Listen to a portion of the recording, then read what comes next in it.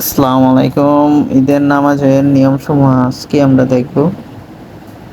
ঈদের নামাজে অতিরিক্ত তাকবীরগুলো পড়তে হয়। রাকাতে ১ম তাকবীরে হাত বেঁধে সানা পড়তে হবে।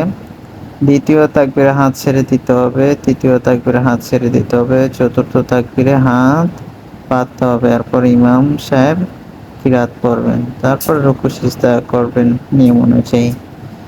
২য় রাকাতের রুকুতে যাওয়ার আগে ১ম তাকবীর হাত ছেড়ে দিতে হবে, ৩য় তাকবীরে হাত ছেড়ে দিতে হবে, ৩য় তাকবীরে হাত ছেড়ে দিতে হবে। ৪র্থ তাকবীরে আল্লাহু আকবার বলে রুকুতে যেতে হবে। ঈদের নামাজের এই অতিরিক্ত তাকবীরগুলাতে আমরা অনেক সময় প্যাচ লাগিয়ে দেই। সেজন্য আমরা দেখে নিব কিভাবে ঈদের নামাজ আদায় করতে হয়। অনেক সময় ঈদের নামাজ এবং জানাজার নামাজে কোনটা কি পার্থক্য করতে পারি না আমরা।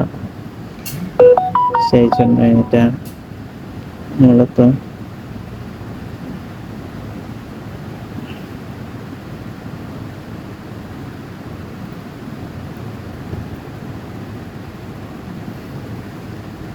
ঈদের নামাজে শুধু অতিরিক্ত তাকবীরগুলাই বেশি, আর নয়তো যথারীতি সব একই রকম।